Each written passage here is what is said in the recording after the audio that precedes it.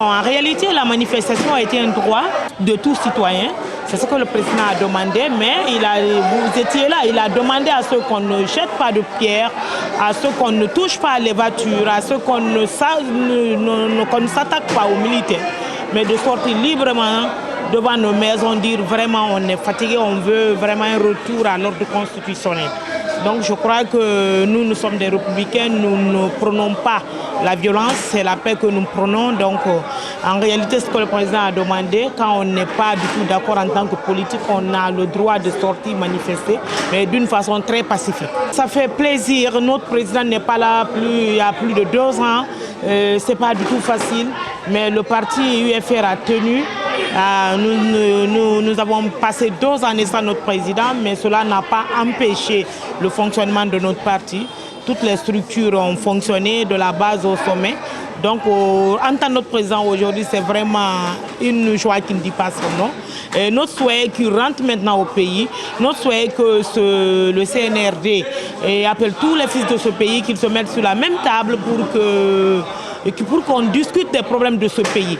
Parce que la violence ne résout pas les problèmes. Personne ne veut la violence. Nous voulons tous la paix et nous croyons que le CNRD va appeler ses frères pour qu'ils s'asseyent ensemble et qu'ils discutent ensemble des problèmes de ce pays. Le jour que ils vont ouvrir un dialogue, tout ça va rentrer en ordre. Ceux qui sont aujourd'hui dans les emprises de la justice et autres, que ceux qui sont disparus, je crois qu'ils vont... Avec le dialogue, tout sera résolu. Vous savez, quand on est politique, il faut doser ses mots, mais je crois que quand le dialogue va être ouvert, tout ça va rentrer en ordre et que les choses vont bientôt... s'ouvrir et bientôt tout le monde sera en paix. Comme mon président l'a dit, le président de la transition a dit que ça est une année électorale. Mais en tant que politique, nous disons que beaucoup de choses ne sont pas faites parce que le recensement de la population n'est pas du tout fait. Donc nous allons écouter et rester. Mais nous disons que ça ne promet pas du tout parce que les choses qui doivent être faites ne sont pas encore faites. On va voir. Comme vous voyez, je suis très,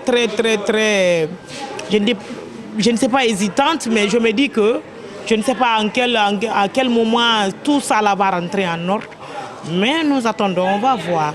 Mais c'est réellement, nous disons que réellement les choses ne sont pas mises en place et on attend.